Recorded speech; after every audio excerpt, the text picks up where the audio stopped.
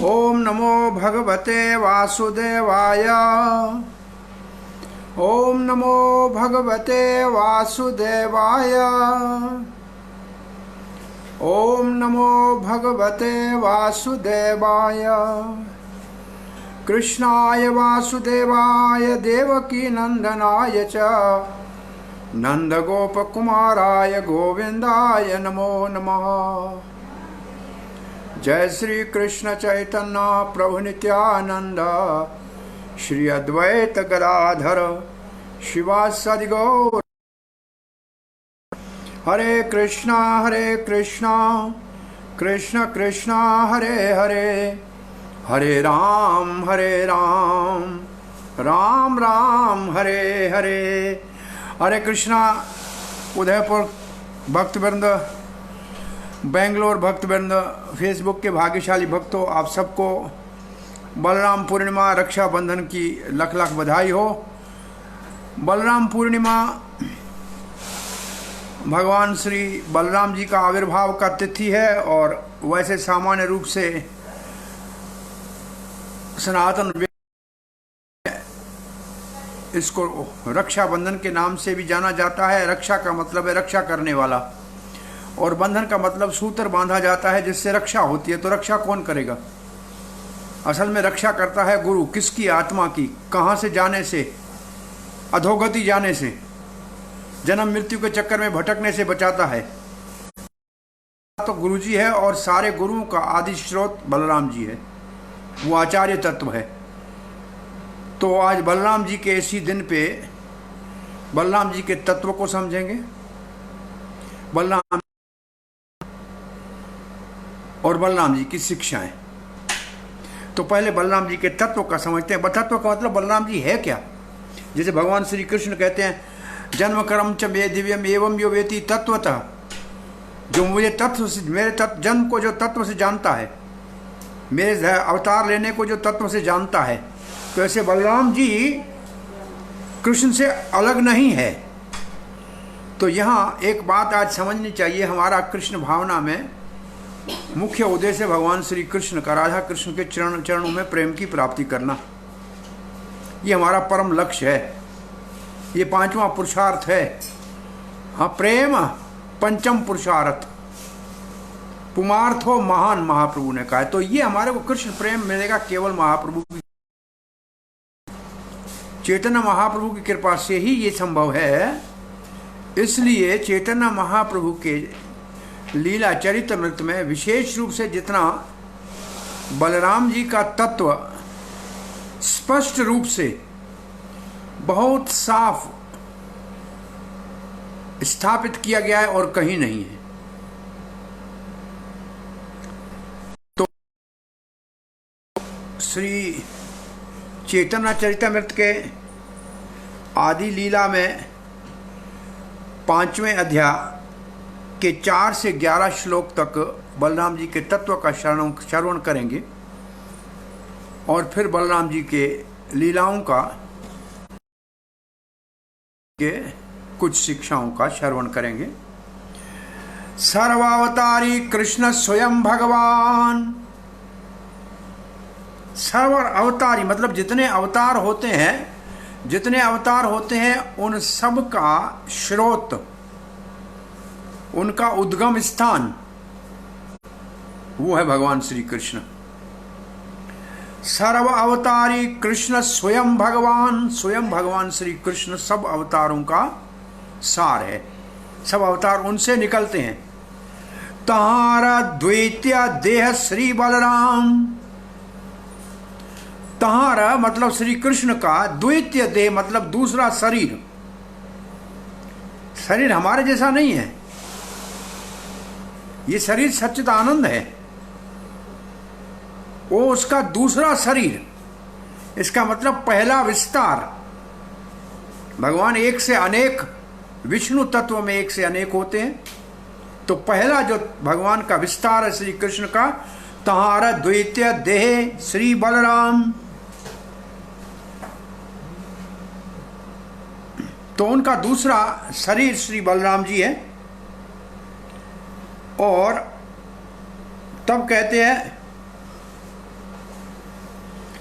एक ही स्वरूप दो ही, कृष्ण और बलराम दोनों एक ही स्वरूप है। एक ही स्वरूप है का मतलब उनका तत्व एक ही है।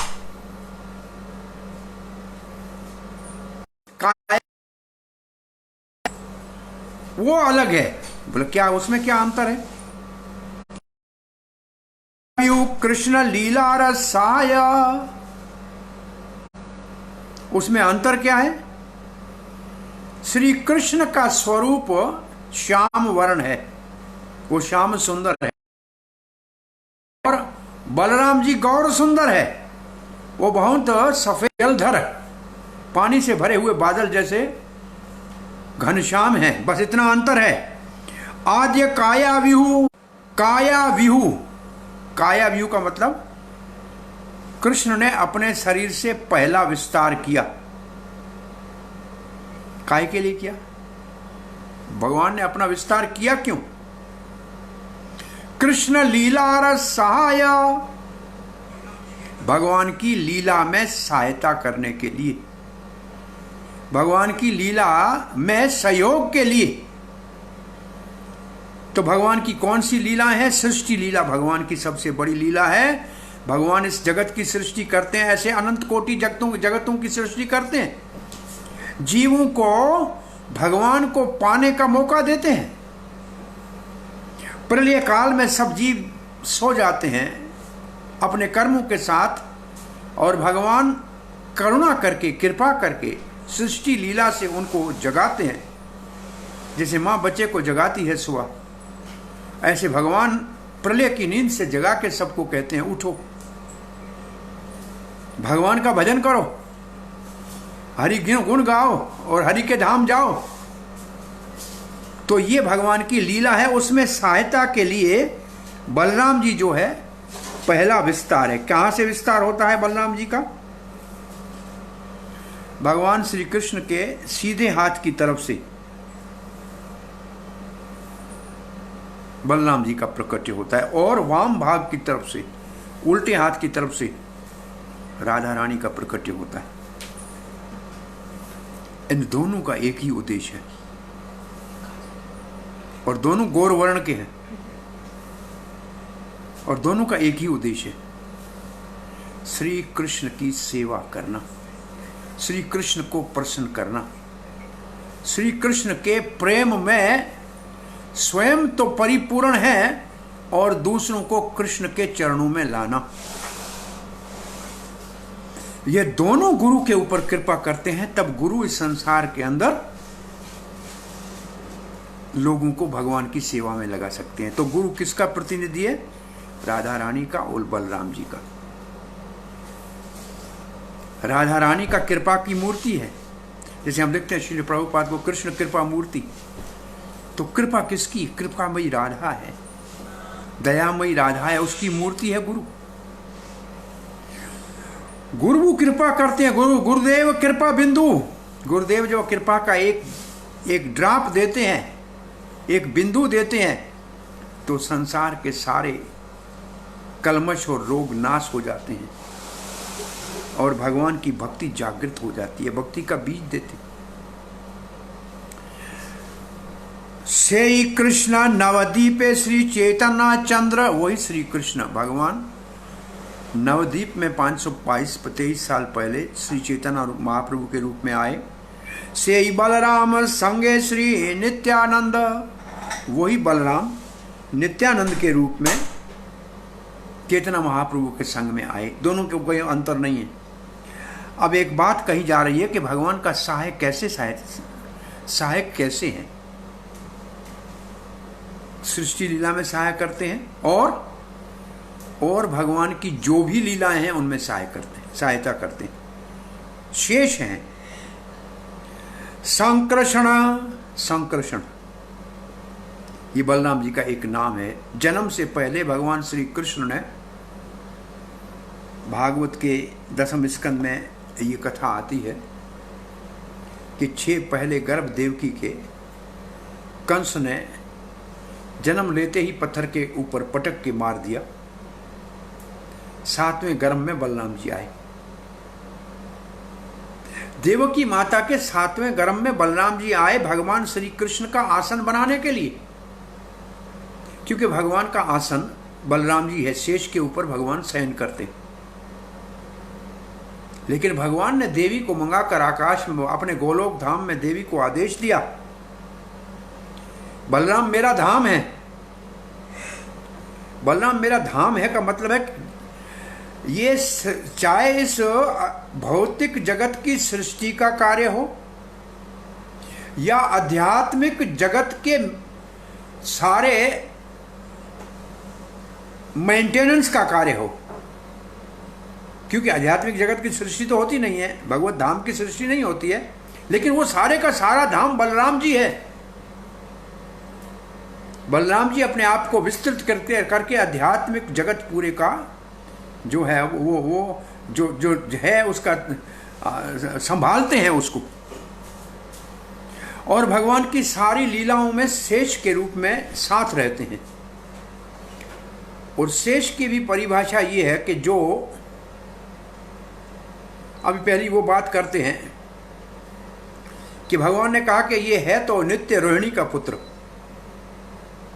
मेरे लिए स्थान बनाने के लिए देवकी के उदर में चले गए हैं। देवी आप एक काम करो भद्र शुभा, इसको यहां से खींचकर रोहिणी के उदर में स्थापित करो, और तुम इसको खींच के ले जाओगी तो इसका नाम संकृष्ण होगा। और गर्ग आचार्य यदुवंशियों के पुरोहित हैं। वसुदेव ने जानते थे कि मेरा पुत्र एक तो बलराम जी से रोहिणी का नंदन गोकुल में रह रहा है, और नंद और यशोदा के वहां श्री कृष्ण को मैं छोड़ के आया हूं, दोनों का नामकरण संस्कार तो होना चाहिए।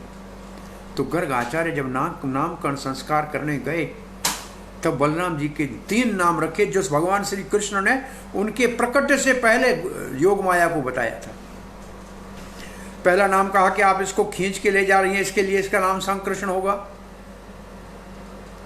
दूसरा, ये सबको आनंद देगा। आनंद कहां से मिलता है? आनंद है भगवान की भक्ति में। आनंदम बुद्धिवर्धनम प्रतिपदम पूर्णामृत स्वादनम।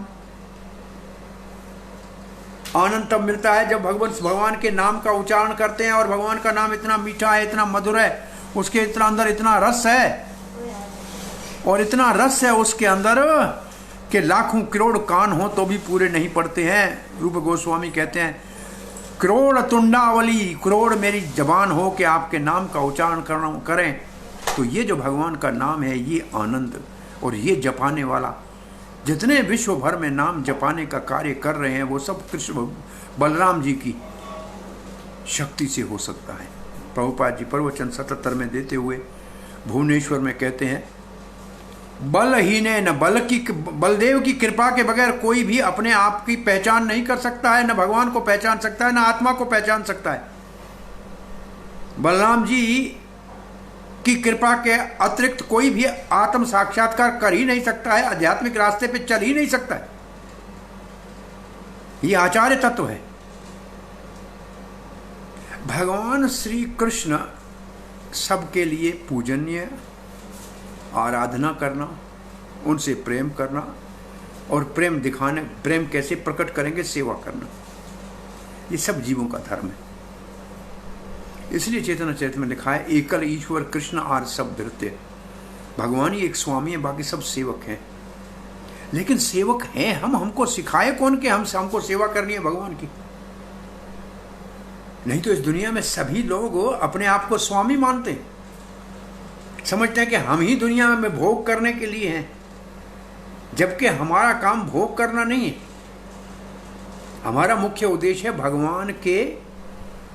भगवान है भोक्ता, और हमको बनना है सहायक, उनकी सेवा करके उसके भोग में सहायता करना है, तो हम अपने आप आनंद प्राप्त करेंगे। लेकिन ये सिखाए कौन? इसलिए भगवान ने अपना ही विस्तार करके बलराम जी को सेवा सिखाने के लिए,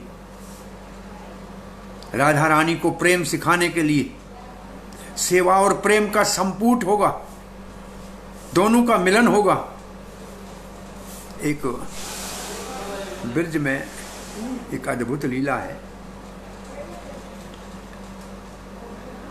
कृष्ण बलराम ग्वालपाल रोज ब्रज के अंदर वनों के अंदर गैया चराने जाते थे और पिकनिक मनाते थे। गैया चरने जाती थी और ये बच्चे खेलने लगते थे। तो कभी कबड्डी खेलते, कभी कुश्ती खेलते, कभी क्या खेलते जैसे बच्चे खेलते हैं। तो एक पक्ष में बलराम जी हो जाते थे, एक पक्ष में कृष्ण हो जाते थे। फिर वो अपने आप में भक्त सब एक एक गोप चुन लेते थे। एक बार बलराम जी गए नहीं, कुछ लीलाओं में बलराम जी के जाना नहीं हुआ। तो एक ऐसी लीला हुई, बलराम जी नहीं गए। तो गोपों ने कहा कि बलराम जी नहीं है कृष्ण के साथ, दूसरा किसको खड़ा कर दे। तो गोपियां भी कभी सखा भाव के रस का रसास्वादन करने के लिए, क्योंकि दिन में कृष्ण को देखती नहीं थी।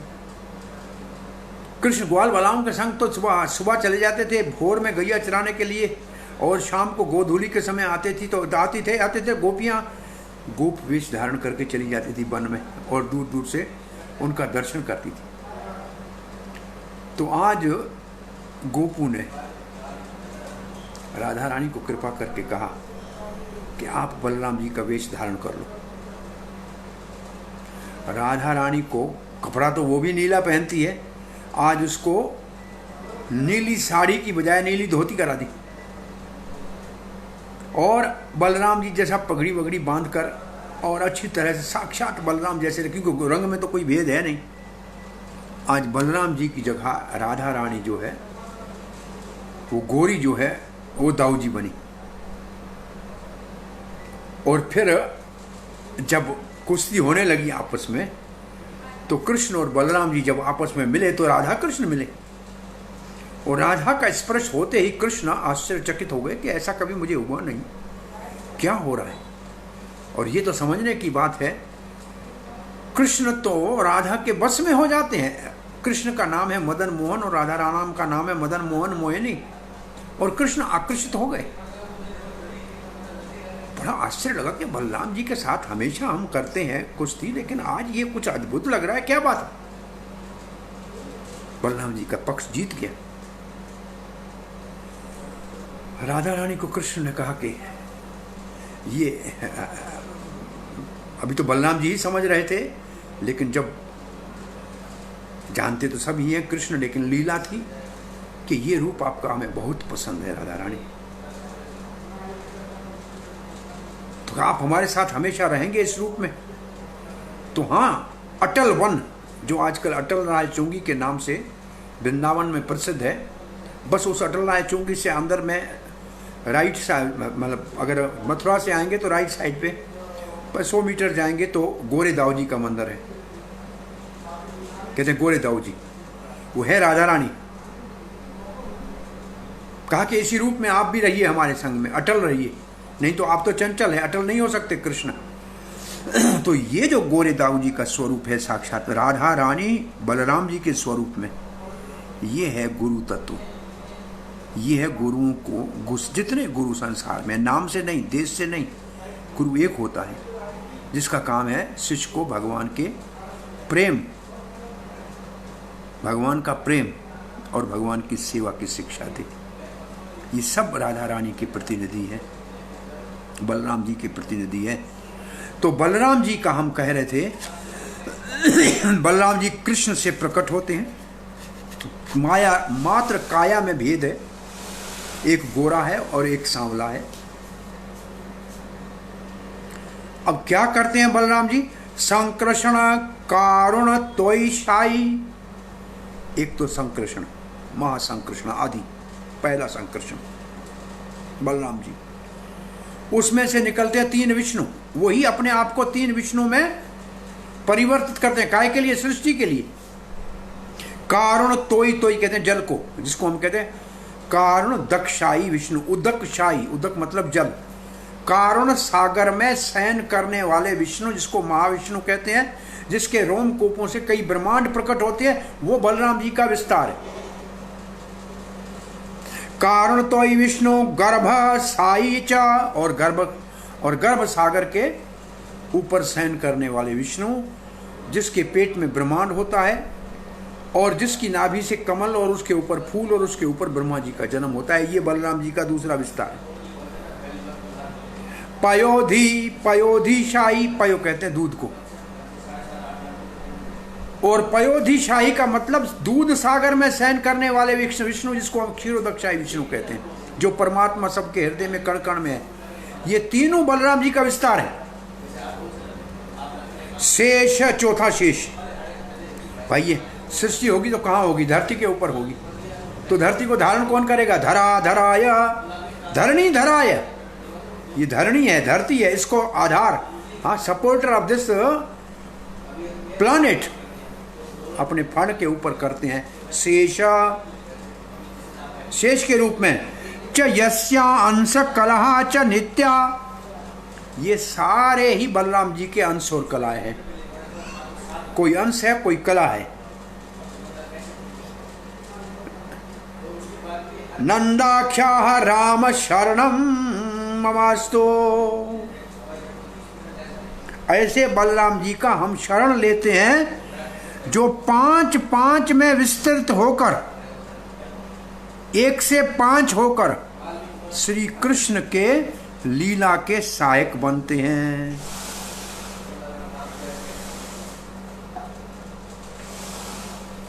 श्री बलराम गोसाई मूल संकर्षण, जो मूल संकर्षण है, संकर्षण की एक परिभाषा। ये नाम जब गर्गाचार्य ने रखा तो गर्गाचार्य जब आए तो नंद बाबा ने कहा, आप जैसा ज्योतिष का मूर्तिमान विद्वान पधारे हो तो मेरे बालकों का नाम तो रख दो। गर्ग ने कहा कि हम तो यदुवंशियों के पुरोहित हैं, अगर आपके बच्चे का नाम रखेंगे तो कंस को पता लग जाएगा, वो वैसे भी वसुदेव के बच्चों को ढूंढ रहा है। नंद ने कहा किसी को पता नहीं लगने लग देंगे। हमारे महल के अंदर जो गौशाला है, जिसके अंदर कृष्ण बलराम के लिए दूध का प्रबंध होता है, उसी गौशाला में जो लेपी पोती पहले पड़ी है, बस स्वस्ति वाचन करके नामकरण कर लो। दोनों माताएं होंगी, 2 बच्चे होंगे और एक में, बस 5 आदमी हम, छठे आप। तो पहले बलराम जी का नाम रखते, कहते इसका नाम संकर्षण। भगवान ने कहा था इसका नाम संकर्षण क्योंकि आप देवकी के उदर से रोहिणी के उदर में ले जा रहे हो। यहाँ कहते हैं दूसरा, इसका संकर्षण का कारण क्या है नाम का? बोला संकर्षण का अर्थ है 2 कुलों के बीच में सेतु बनेगा। यदुकुल के बीच में और गोप नंदा आपके बीच में ये सेतु बनेगा, दोनों को जोड़ के रखेगा, ये संकर्षण है। बोला तीसरा भी एक संकर्षण का अर्थ है, और ये संकर्षण का अर्थ है जीवों को, भूले भटके जीवों को संसार से खींच कर लाके श्री कृष्ण के शरण में और चरण में पहुंचा देगी। ये जो भगवान श्री बलराम जी के हाथ में हल आयुध है, इस हल से आज हम प्रार्थना करें कि हमारे हृदय के अंदर जो भी कचरा है, काम, क्रोध, लोभ, मोह, मत, मत्सर और कई जन्मों से भोग की वासना है, इन सब को अंदर से उखाड़ के बाहर फेंक दें। और जो असुरी हमारे अंदर जितने भी भावनाएं, वासनाएं हैं, उनको मूसल सर के ऊपर मारकर, मूसलधर उसका नाम है। एक बलराम जी का आयुध हल है और एक मूसल है। ये असल में हमारे हृदय का शोधन जब करेंगे। और वैसे एक जगह प्रभुपाद जी बहुत अद्भुत उदाहरण देते हुए कहते हैं कि बलराम जी हमारे कृषि के आचार्य हैं, हाथ में हल उठाया हुआ है, और बलराम जी हमारे गौ रक्षा के आचार्य हैं। वो गोपाल है और ये वो गोपाल और ये भूपाल, ये भूमि को पालन करने वाले हैं और ये गाय की पालन करने वाले। एक गोपाल है, एक भोपाल है। तो एक जो भूपति है, एक गोपति है, और ये 2 हमारे आचार्य हैं। तो एक बात समझ लीजिए, जहाँ गौ नहीं, जहाँ कृषि नहीं, वहाँ सुख नहीं, वहाँ शांति नहीं, वहाँ कृष्ण नहीं, वहाँ बलराम नहीं।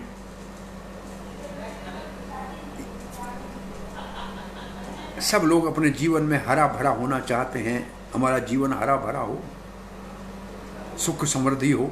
अरे भाई, हरा रंग बनता कैसे है? How the green colour is found? Green colour is found by mixing 2 colours. कौन से 2 कलर को मिलाएंगे तो ग्रीन बनेगा? Blue and yellow. कृष्ण का रंग कैसा है? बिल्लू। राधा रानी का रंग कैसा है? ये लो, तब तक कंचन गौरंगी। बलराम जी भी गोरा है।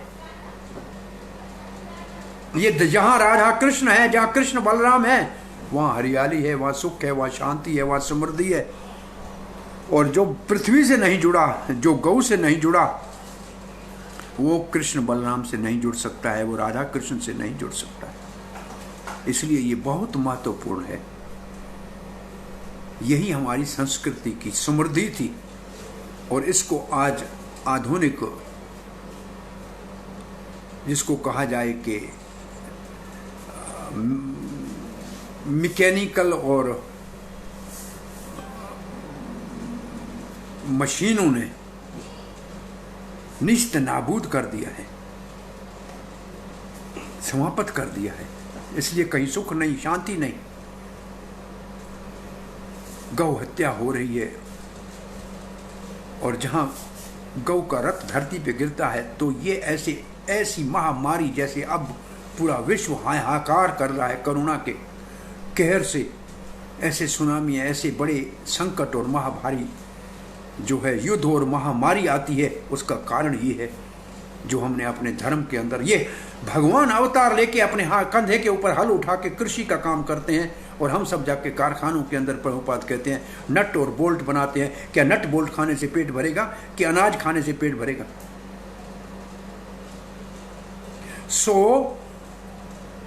संकृष्ण नाम है, और ये सबको आनंद देंगे, इसलिए इसको राम कहेंगे।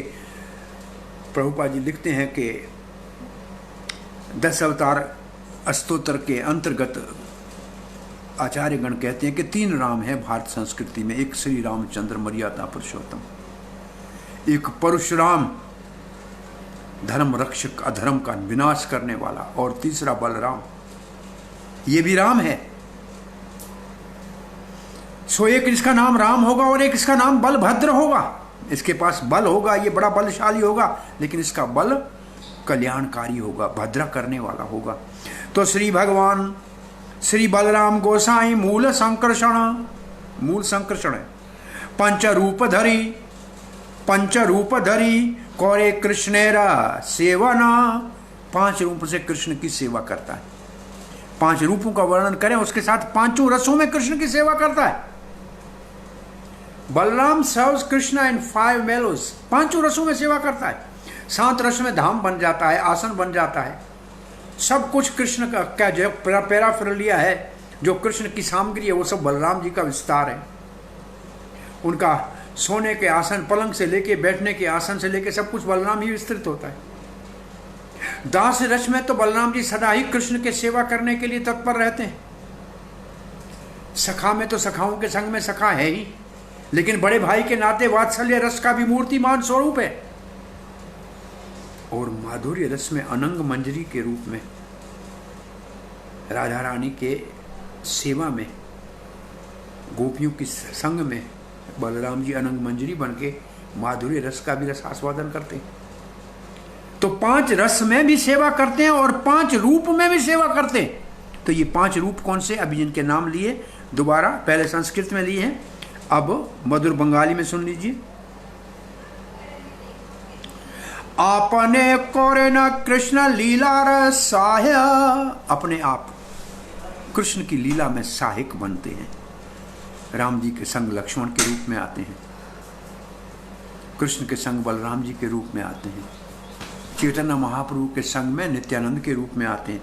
सृष्टि लीला कार्य करे ध्वरी 4 काय, और 4 और रूप धारण करके सृष्टि लीला में भाग लेते हैं। सृष्टि भाग क्या लेते हैं? सृष्टि लीला को करते हैं। तो सृष्टि लीला कैसे करते हैं? इसलिए प्रभुपाद जी एक बार लिखा कि भगवान की एक तो है रास लीला, जो भगवान सुंदर रास लीला करते हैं, और अधिकारी जो नहीं है उसको सुनने में बहुत बड़ा रुचि लेते हैं, उसको सुनने में बड़ा आनंद लेते हैं और उसको कहने में लेते हैं, लेकिन जानते नहीं कि रासलीला है क्या। रासलीला काम के ऊपर विजय प्राप्त करने की लीला है। ये काम के बढ़ाने की लीला नहीं है, ये काम के रोग, हृदय के काम के रोग को नाश करने की लीला है। लेकिन सृष्टि लीला को ये सुनना नहीं चाहते। भक्ति सिद्धांत सरस्वती महाराज गोस्वामी श्रील प्रभुपाद अपने प्रचार काल में जब राधा कुंड में आए थे, सबने समझा कि ये तो राधा कृष्ण की मधुर लीलाओं का वर्णन करेंगे, लेकिन वहां तो वो सृष्टि लीला का वर्णन करने लगे। सबने कहा ये क्या है? बोलो भगवान की सृष्टि लीला उतनी भक्तों को प्रिय है जितनी भगवान की रास लीला प्रिय है। सृष्टि लीला ऐश्वर्य लीला है, रास लीला माधुर्य लीला है, सर्व रस मनोरम है, लेकिन दोनों है तो एक ही भगवान की लीला है ना। तो सृष्टि लीला भी उतनी ही प्यारी है भक्तों को जितनी रास लीला प्रिय है। तो सृष्टि लीला के लिए बलराम 4 रूप धारण करते हैं। कौन से? सृष्टि आदि का सेवा तारा आज्ञा पालन, भगवान की आज्ञा का पालन करने के लिए सृष्टि का कार्य करते हैं। कैसे? शेष रूप, हाँ 4 रूपों में। कौन से 4 रूप हो गए? कारुणदक्षाय विष्णु, गर्भोदक्षाय विष्णु, क्षीरोदक्षाय विष्णु और स्वयं शेष, इस धरणी को धारण करने के लिए। शेष रूप करे कृष्ण विविध सेवन, और शेष के रूप में,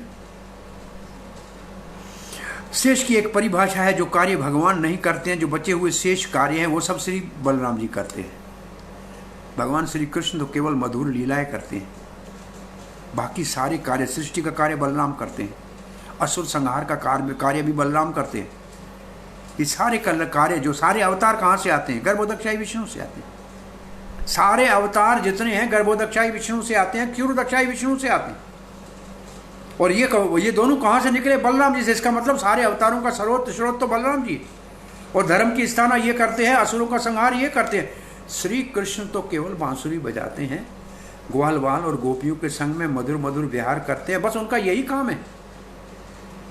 तो ये शेष सारे काम शेष करता है,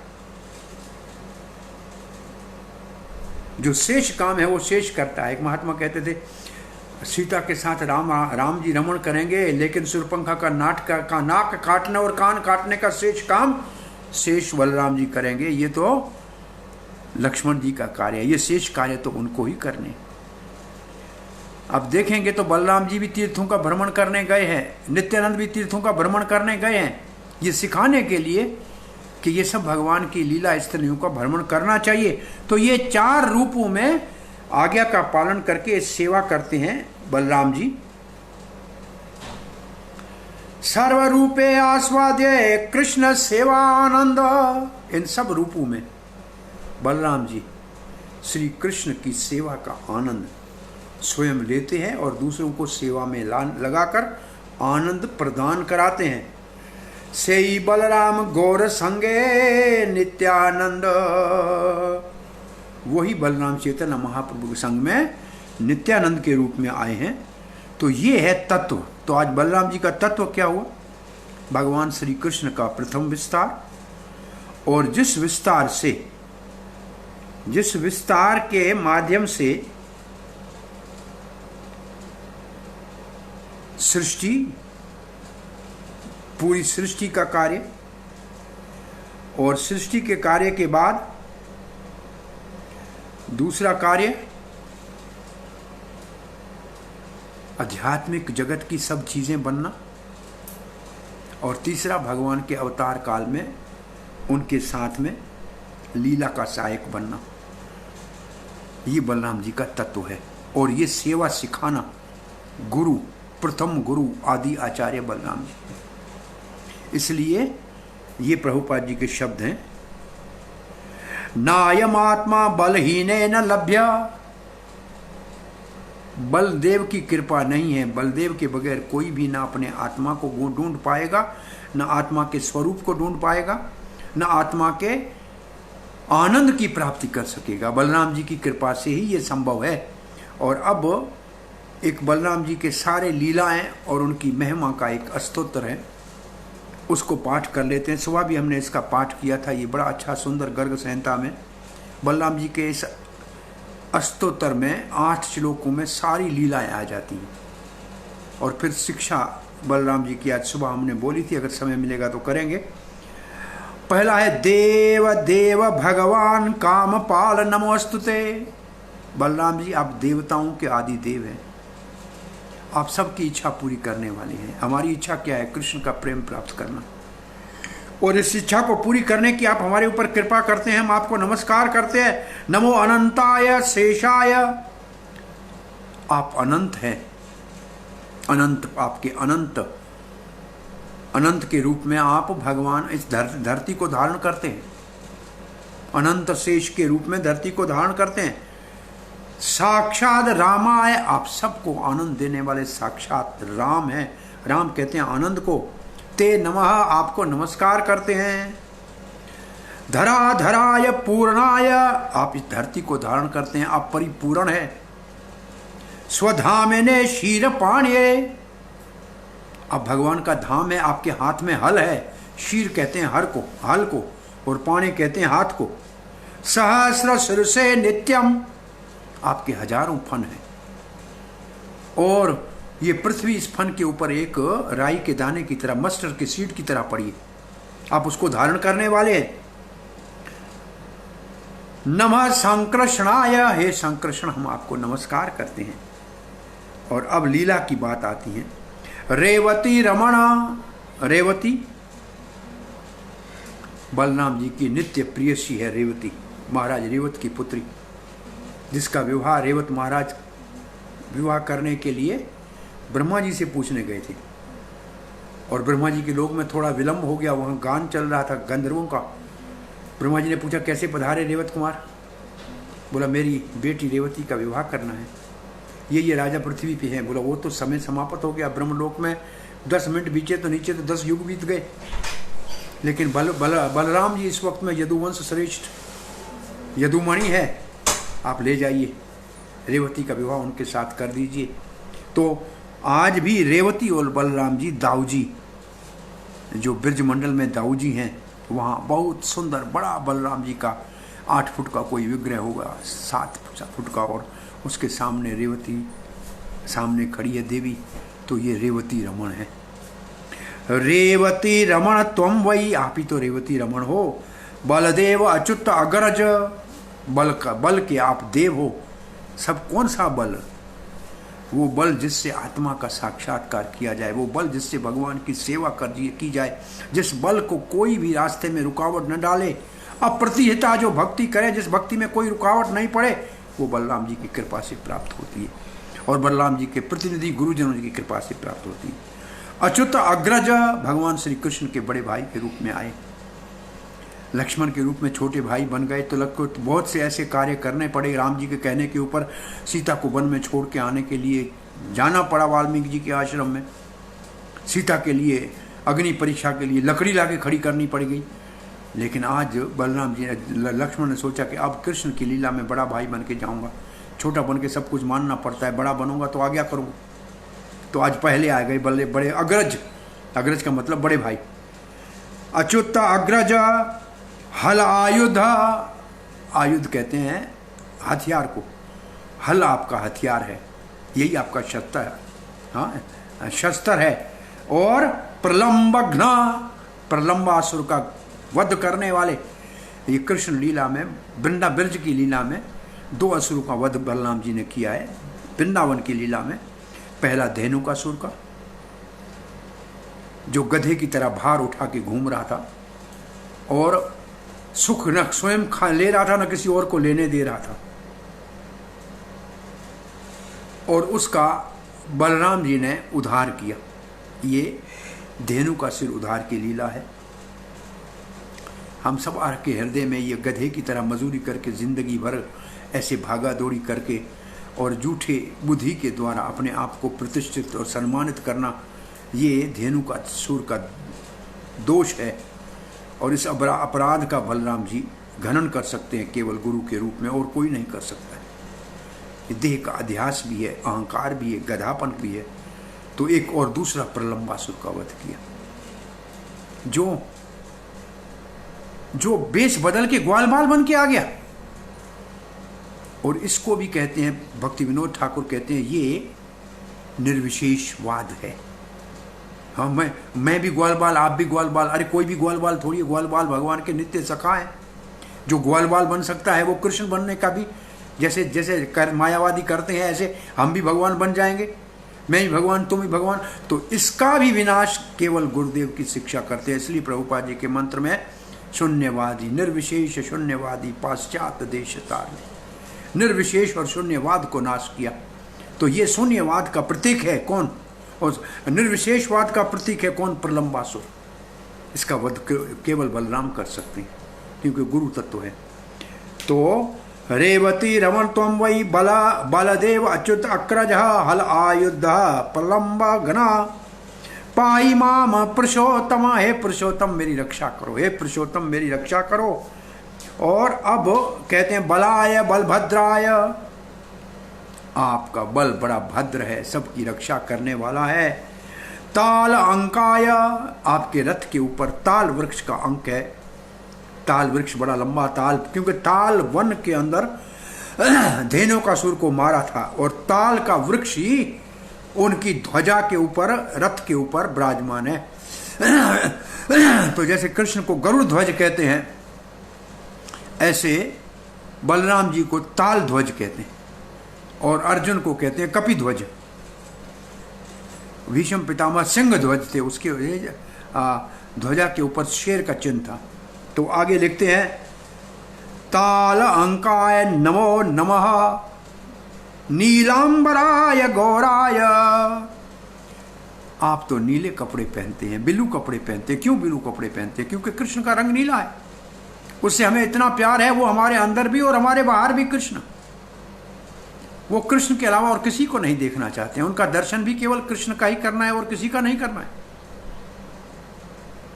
तो कृष्ण के रंग जैसे कपड़े पहनते हैं। आज सुबह हम कह रहे थे कि नंद गांव में जाएंगे तो कृष्ण का रंग भी सांवला और बलराम का रंग भी सांवला। अरे बलराम सांवला रंग क्यों कहा? बलराम ने कहा जितने असुर यहाँ आते हैं वो मेरे छोटे भैया को मारना चाहते हैं, तो मैं इसके ही रंग और इसके कपड़े पहनूंगा, इसके रंग जैसा रंग कर लूंगा, तो गलती में मुझे उठा के जाएंगे, मैं उनको मार दूंगा, मेरे भैया को कोई संकट नहीं आएगा। यह है वात्सल्य और रक्षा का भाव। तो नीलांबराय गौराय, रंग के स्वयं गोरे हैं, बहुत सफेद है। रोहिणीय, रोहिणी के पुत्र हैं। रोहिणीय जैसे कौनते अर्जुन है, ऐसे रोहिणीय ते नमः, हे रोहिणी सुत आपको नमस्कार करते हैं।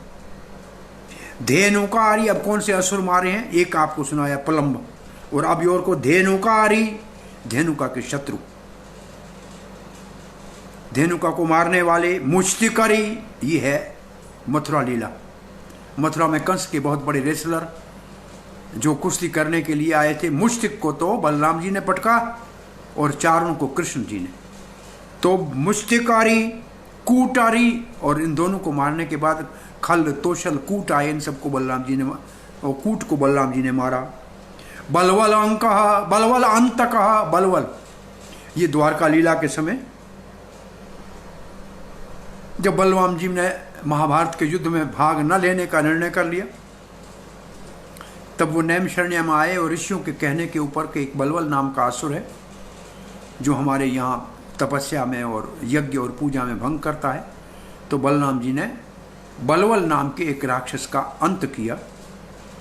तो बुलंद शहर जैसे अभी है उत्तर प्रदेश में, इस क्षेत्र में बलवल का राज था कहते हैं, उसका वध किया।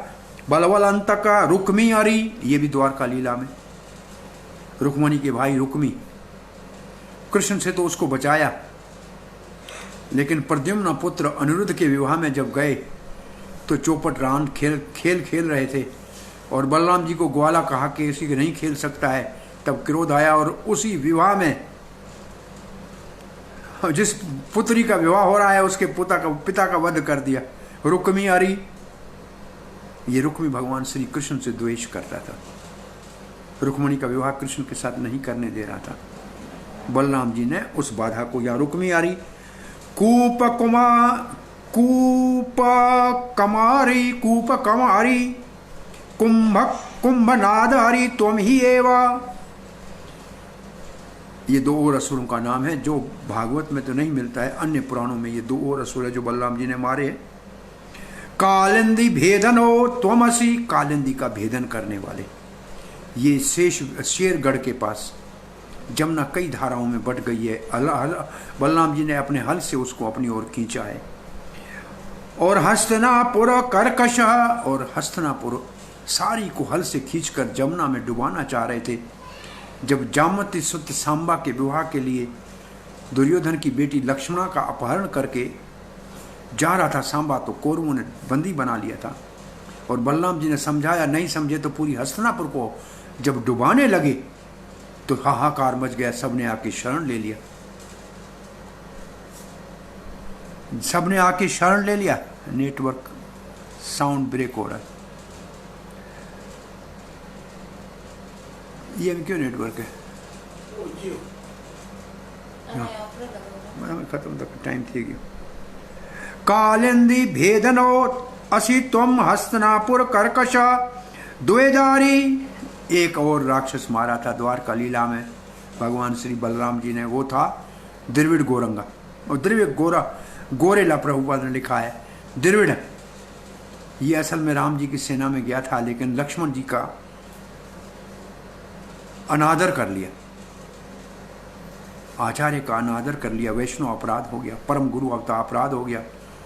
ये भगवान की सेवा करने के बाद भी उस ऊपर के स्तर से पतन होकर असुर बन गया। और द्वारका लीला में बलराम जी ने इस द्रविड़ का वध किया। द्रविड़ारी यादवेंद्र, यदुवंशियों के इंद्र हो। इसका मतलब यदुवंशियों में श्रेष्ठ पूजन्य हो आप। कितना कृष्ण से प्रेम करते हैं। कृष्ण जब रात रात में ब्राह्मण रुक्मणी का संदेश लाया और कृष्ण द्वारका से कौंडनीपुर के लिए निकल चुके, सुबह उठते ही बलराम जी ने कृष्ण को नहीं देखा।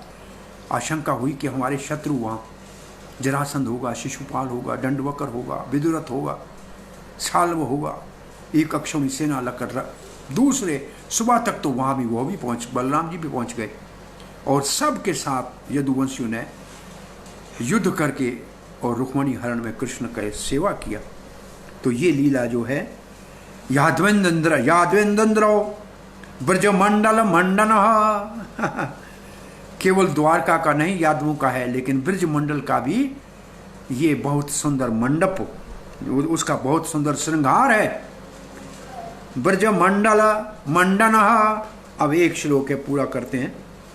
कंस भ्रात्र प्रहंतसी। कंस को तो भगवान श्री कृष्ण ने मारा, लेकिन उसके भाइयों का वंध, सबका वंश विनाश कर दिया। बलराम जी आपने तीर्थ यात्रा कर प्रभु, और आपने सारी तीर्थों की यात्रा की। दक्षिण भारत के सारे तीर्थ, उत्तर भारत के सारे तीर्थ, सब पवित्र नदियों में आपने भ्रमण किया। दुर्योधन गुरु साक्षात, आप दुर्योधन के गुरु हैं। समंतक गणि के मणि को ढूंढते हुए कृष्ण बलराम जा रहे थे, मणि नहीं मिल रही थी। मणि तो ले गया था अक्रूर, और अक्रूर मणि से रोज के सोने से कर रहा था सेवा काशी में। और बलराम जी यहाँ से चले गए और जाके दुर्योधन को जो है युद्ध सिखाया था और काशी की तरफ ही चले गए थे।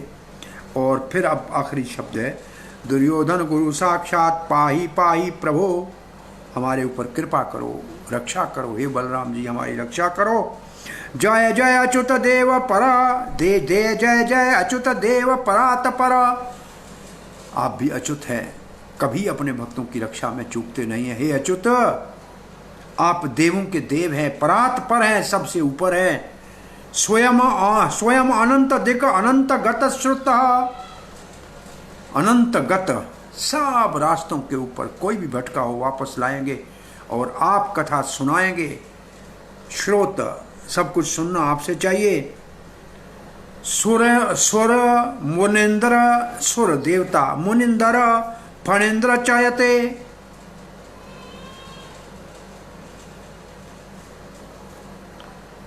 हरे कृष्ण।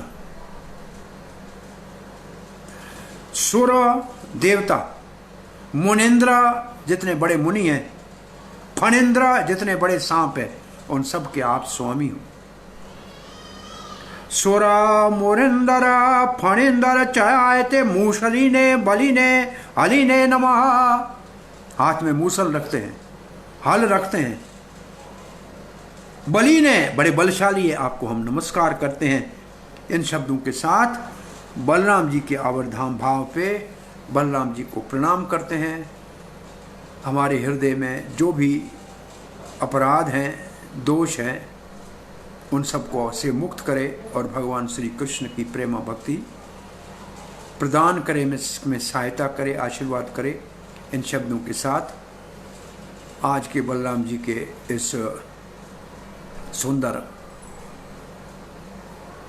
आविर्भाव तिथि के ऊपर, रक्षाबंधन के दिन के ऊपर आप सबको पुनः एक बार बधाई देते हुए, अगर आपका कोई प्रश्न है, कुछ जिज्ञासा है तो आप पूछ सकते हैं। हरे कृष्णा। तो हमने आज केवल बलराम जी के कुछ लीलाएं, ये अस्तोत्र जो पढ़ा हमने ये गर्ग संहिता में है, बड़ा सुंदर अस्तोत्र है, और बलराम जी के तत्व का वर्णन किया। आपका कोई प्रश्न है, कुछ जिज्ञासा है तो पूछ सकते हैं। हरे कृष्णा।